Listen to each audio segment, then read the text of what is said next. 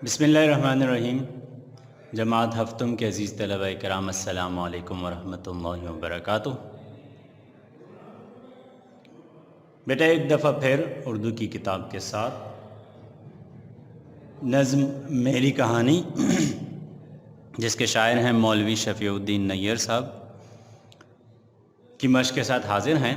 अल्हम्दुलिल्लाह गुज़िश्ता वीडियो में हमने मश्क के सवाल नंबर 1 के तहत पूछे गए 5 सवालात के जवाबात से आपको आगाह किया था।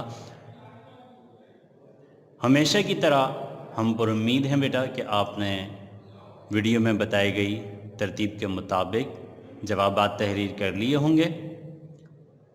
आज हम मज़ीद आगे बढ़ते हैं। गुज़िश्ता वीडियो में हम मश्क के तहत सवाल नंबर 1, 2 और 3 की तकमील कर चुके हैं और अल्लाह ताला का बेहद शुक्र अदा करना ज़रूरी समझते हैं क्योंकि आज हम अपनी इस किताब का 100वां सफ़ा पढ़ने जा रहे हैं। इस तरह किताब के सफ़हात की सेंचुरी भी मुकम्मल हो चुकी है। अल्हम्दुलिल्लाह अल्हम्दुलिल्लाह, अल्लाह का बेहद शुक्र है कि इन नामुसाद हालात के बावजूद हमारी पढ़ाई जारी व सारी है और आप तलबा भी हमारे साथ शामिल हाल हैं। आज हम किताब के सफ़ा नंबर 100 से मश्क की जानिब बढ़ते हैं। किताब का सफ़ा नंबर 100 मुलाहिज़ा फरमाइए, शाबाश। सवाल नंबर 4 मश्क के तहत दिया गया चौथा सवाल जो कि नस्र पर मुश्तमिल है और सफ़ा नंबर 100 सामने रखिए। जी जनाब जी, किताब का सफ़ा नंबर 100 सवाल नंबर 4 नज़्म मेरी कहानी की मश्क। चौथा सवाल है दर्ज झेल अशार को नस्र में लिखिए। दर्ज झेल अशार को नस्र में लिखिए यानी आप इसे इबारत में तब्दील कीजिए। पहला शेर है, हूँ दिन रात सैरो सफ़र में मगन। हूँ दिन रात सैरो सफ़र में मगन, गुज़रगाह मेरी पहाड़ और बन। इस शेर की वजाहत मैं नज़्म के झेल में भी कर चुका हूँ। अभी थोड़ी देर में मैं एक दफ़ा फिर इसे वाज़े करने लगा हूँ। अगले शेर की जानिब पहले बढ़ते हैं। अगला शेर है, चट्टानों से राह में अटकता था मैं। चट्टानों से राह में अटकता था मैं, पहाड़ों से सर को पटकता था मैं। और तीसरा शेर जो सवाल नंबर 4 के तहत दिया गया है, कहीं जब न मेरा ठिकाना हुआ, समंदर की जानिब रवाना हुआ। ये 3 अशार हैं जो सवाल नंबर 4 के तहत दिए गए हैं नसर तहरीर करने के लिए।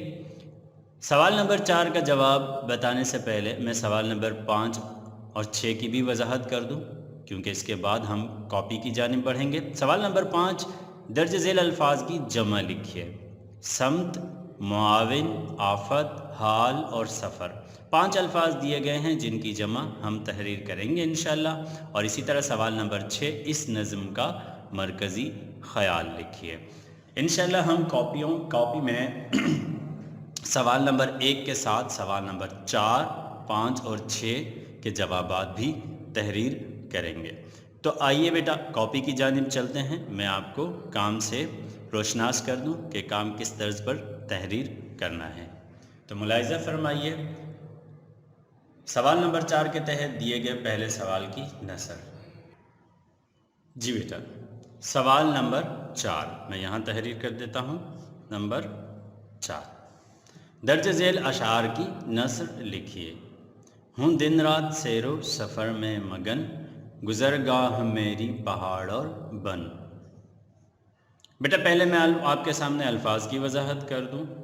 सैरो सफ़र तो आप जानते हैं, सैरो सयाहत को कहते हैं। मगन कहते हैं मशगूल या मसरूफ़ होने को। गुज़रगाह रास्ते को कहते हैं और बन जंगल को कहते हैं। इन अल्फाज की वजाहत मैं नज़्म की बुलंद ख़ानी के दौरान भी कर चुका हूँ। अब बढ़ते हैं बेटा नसर की जानिब। नसर की तरतीब जैसा कि आपके इल्म में है बेटा कि सबसे पहले हवाला लिखा जाता है। जो शेर दिया गया है आप पहले उसका सियाक़ व सबाक़ लिखते हैं यानी उसका हवाला तहरीर करते हैं और हवाले में उमूमन 3 चीज़ों का ज़िक्र करते हैं। सबसे पहली चीज़, जो शेर है या जो नज़म या बंद है वो किस किताब से ली गई है। इसी तरह उस नज़म का उन्वान क्या है اور تیسری بات کہ اس نظم کے شاعر یا اس شعر کے شاعر کون ہیں۔ ٹھیک ہے بیٹا، یعنی 3 چیزوں کا آپ نے ذکر کرنا ہے، کتاب کا نام، نظم کا نام اور شاعر کا نام، جو کہ اس وقت یہاں آپ کو حوالے کے عنوان سے نظر بھی آ رہے ہیں۔ تو ملاحظہ فرمائیے بیٹا اس شعر کا حوالہ، یہ شعر ہماری اردو کی 7ویں کتاب کی نظم میری کہانی سے لیا گیا ہے۔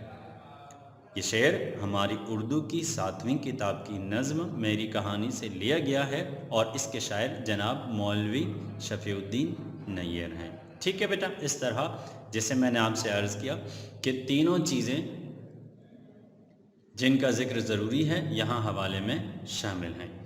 اب بڑھتے ہیں بیٹا نثر کی جانب، تو نثر دیکھیے اس شعر کی۔ جی بیٹا، سوال نمبر 4 کے تحت دیے گئے پہلے شعر کی نثر اس وقت آپ کے سامنے ہے۔ اس شعر میں دریا کہہ رہا ہے کہ دن ہو یا رات بس میں اپنی منزل تک پہنچنے کے لیے سفر کرتا رہتا ہوں، اور اپنی منزل کو پانے کے لیے چاہے راستے میں پہاڑ آئیں یا جنگل، ان تمام راستوں سے مجھے گزرنا پڑتا ہے۔ اپنی منزل پانے کے لیے مجھے ان تمام راستوں سے، پہاڑوں سے اور جنگلات سے گزرنا پڑتا ہے۔ ٹھیک ہے بیٹا، ایک دفعہ پھر دیکھ لیجئے، اس شعر میں دریا کہہ رہا ہے کہ دن ہو یا رات بس میں اپنی منزل تک پہنچنے کے لیے سفر کرتا رہتا ہوں، اور اپنی منزل کو پانے کے لیے چاہے راستے میں پہاڑ آئیں یا جنگل، ان تمام راستوں سے مجھے گزرنا پڑتا ہے۔ اگلا شعر جو سوال نمبر 4 کے تحت دیا گیا ہے وہ بھی اس وقت آپ دیکھ رہے ہیں بیٹا۔ چٹانوں سے راہ میں اٹکتا تھا میں، پہاڑوں سے سر کو پٹکتا تھا میں۔ ٹھیک ہے بیٹا، یہ ہے دوسرا شعر۔ اس کا حوالہ دیکھ لیجئے بیٹا، حوالے کے ذیل میں میں نے کیا لکھا ہے؟ حسب سابق، حسب سابق یعنی جیسے گزشتہ حوالہ ہے اس کے مطابق۔ حسب سابق کا مطلب کیا ہے؟ گزشتہ کے مطابق۔ حسب کہتے ہیں مطابق کو اور سابق کہتے ہیں گزشتہ کو، یعنی اس گزشتہ کی طرح، جیسے گزشتہ حوالہ ہے اسی طرز کا یہاں بھی حوالہ ہے کہ یہ نظم میری کہانی اردو کی 7ویں کتاب سے لی گئی ہے اور اس نظم کے شاعر مولوی شفیع الدین نیر ہیں۔ ٹھیک ہے بیٹا، چونکہ یہاں تحریر کرنا مزید طوالت ہوتی، اس وجہ سے یہاں تحریر نہیں کیا گیا۔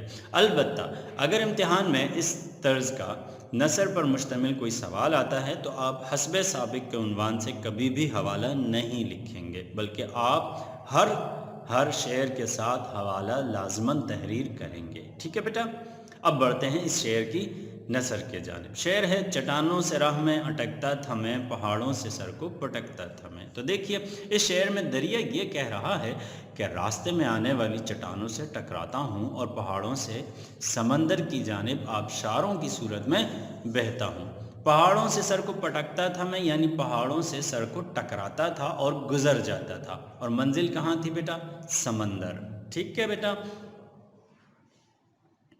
ایک دفعہ پھر دیکھ لیجئے، اس شعر میں دریا یہ کہہ رہا ہے کہ راستے میں آنے والی چٹانوں سے ٹکراتا ہوں یا ٹکراتا تھا میں، اور پہاڑوں سے میں ٹکراتا ہوا سمندر کی جانب روانہ ہوتا تھا، یا پہاڑوں سے ٹکرا کر میں اپنا سفر جاری رکھتا تھا، یا جیسے آپ کو یہاں نظر آ رہا ہے پہاڑوں سے سمندر کی جانب آبشاروں کی صورت میں بہتا ہوں۔ ٹھیک ہے بیٹا، اگلا شعر دیکھیے بیٹا، تیسرا شعر جو سوال نمبر 4 کے تحت دیا گیا ہے۔ جی جناب جی، سوال نمبر 4 کے تحت دیا گیا تیسرا شعر، کہیں جب نہ میرا ٹھکانہ ہوا سمندر کی جانب روانہ ہوا۔ ٹھکانہ آپ جانتے ہیں بیٹا، گھر کو کہتے ہیں، ٹھیک ہے، جہاں انسان قیام کرتا ہے، ٹھیک ہے، جہاں رہتا ہے اس کو ٹھکانہ کہتے ہیں۔ حوالہ اسی طرز کا حسب سابق یعنی گزشتہ کے مطابق لکھیں گے، بلکہ بار بار تحریر کرنے کی ضرورت نہیں ہے، آپ کاپی میں محض یہ لفظ بھی لکھ سکتے ہیں۔ نثر اس شعر کی دیکھیے بیٹا، اس شعر میں دریا یہ کہہ رہا ہے کہ جن راستوں سے میں گزرتا ہوں ان میں کہیں بھی میری منزل نہیں، سوائے یہ کہ سمندر میں گر کر میں اپنی منزل پا لیتا ہوں، یعنی میرا ٹھکانہ کہیں بھی نہیں ہے، میرا منزل مقصود صرف اور صرف سمندر ہے۔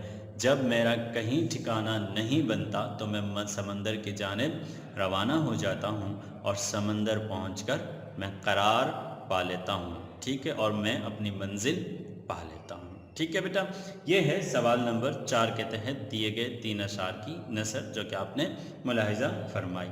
سوال نمبر 5 دیکھیے بیٹا، سوال نمبر 5 درج ذیل الفاظ کی جمع لکھیے، ملاحظہ فرمائیے بیٹا۔